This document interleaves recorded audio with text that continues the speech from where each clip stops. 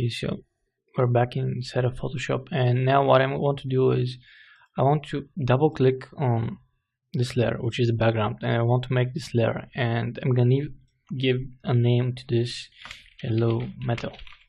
So I want this to be my yellow metal piece. And I want to add the color, and I'm gonna make it yellow just for visual representation. And this one is going to be our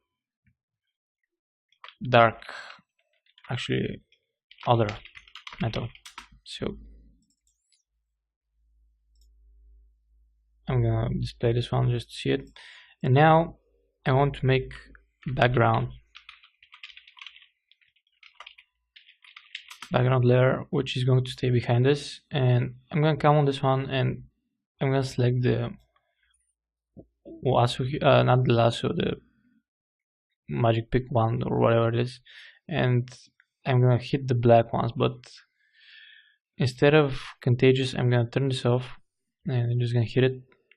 So it's going to select all my black borders and anything else I have here. So I'm just gonna mask this and I'm gonna invert the mask. So this way I'm gonna leave only the color texture. So now I can pick a color, like I can actually select the layer and press Alt to pick color and pick some color and go to the background layer and just fill the layer with this color. The reason I do this is it's going to be easier for me to work with something that's a little bit precise. So I can zoom in on maximum and see that anything's fine. Actually on 100% you cannot notice what's the difference between the other pieces. Since we're gonna work with this piece, we want to have one more thing which we don't see now. So I'm gonna go inside of 3 Max and select my robot. I'm gonna apply just some gray material for the moment, and I'm gonna apply an UV and wrap one more time. So once I open it, I'll turn this just for a second, and now if I go to tool and go to render UV template, I have the option to render this what I see here. So I can take advantage of this and use it in the texturing process, because this way I will know the exact position of each UV. So I'm gonna set this to none. I'm gonna turn off show overlap, and I'm gonna change those. And I'm just gonna press render UV template. So you may not see anything at the moment, but actually in order to be better, I'm gonna render the half size of it. Sorry. And then I'm gonna resize it. This way it will have much bigger size. So this is the texture. I'm gonna save it. I'm gonna call this UV JPEG. I'm gonna save it as 100 quality, and I'm gonna hit OK. Now we can close this and get back inside of Photoshop and just open the new texture we did, the UVs.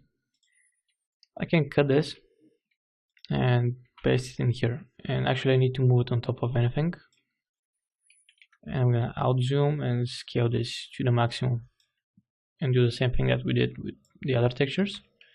So now if I invert this by pressing Ctrl and I on the keyboard and hit multiply, you can see that I very quickly have UVs on this piece, which allows me to know where are my borders of different things. And since I have some green color which is now inverted and it's red, I can just go and desaturate this. So this way I have only the UVs, and if I want to, I can go in image and increase a little bit the contrast of this, reduce the brightness so the black will pop out a little bit more, which is exactly what I want. So this way I will know much better where my edges, and I can very easily see what's where. So the first thing I want to do is I'm gonna leave this at the moment, and I'm gonna work a little bit on the yellow and on the metal. So I'm gonna create a folder, and we'll move this one inside of the folder as well as this one, and I'll call this group main textures. So the reason I'm gonna hold those in a folder is that I want to keep those uninteracted, so I don't want to destroy them. I'm gonna make copies of them and then work with them as well as with some other tools and some other modifiers.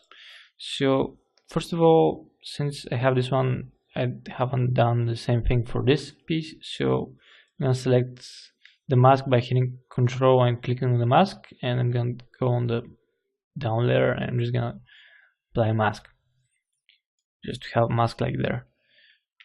So the next step I want to do is I want to duplicate this one and move it outside of the group. I work very messy, but that's just the way I work. It's a little bit easier for me. So what I can do now is I can turn off this group, which is the main textures group, and on top of this piece I can apply a brightness and contrast. So once I do it, my settings come here and I can decrease a little bit the brightness and increase a little bit contrast, and probably decrease a little bit more this. So this way I have a little bit more of yellow texture, which is what I want. Right, and let me see. And I want to make sure that I have one version of this texture outside as well. So let me see this one. The brightness and the contrast on this one probably needs to be a little bit bigger, so I just want to merge this brightness with this texture at the moment. And as you can see, we have a little bit different variations of colors. But before I merge, I have to do one more thing. I want to select the background and duplicate it as well and move it underneath this one. So this way, when I merge those three layers with the background, I will have this background also applied with the brightness. So when I merge it, you can see that I have what I need. Alright, so this is the first step. Now I'm going to hide this and I'm going to name this yellow metal piece part, actually, just easier for me. And now I'm gonna apply a brightness and contrast. Actually, sorry, delete the vector mask, and I'm gonna apply this mask anyway, and I'm gonna make brightness and contrast on this piece. And also I want to have a similar color with this one, so I want to come here and pick this color, and for the background color I want to fill it with this color as well, so this way I will have a little bit darker texture as well. Now I can duplicate this one and move it on top of this place, and I can start to tweak the values of this. I want this very kind of dark and rusty type of texture, so I want to have contrast of this, so the detail will pop out much more. So I think this is a little bit better.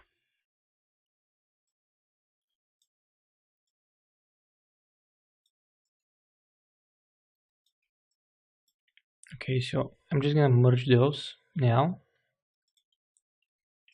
and I'm gonna call this dark metal part. So right now I have this dark metal piece as well as this lighter one, and I have the UVs on top of this. So I'm gonna turn them off for a second and just check my metal parts. They look kind of okay. So now I can start to play with all those other pieces and all those channels that we've extracted as well. So we're gonna save this as robot main texture 202, and we're gonna work with it that way, and we're gonna continue with it in our next chapter.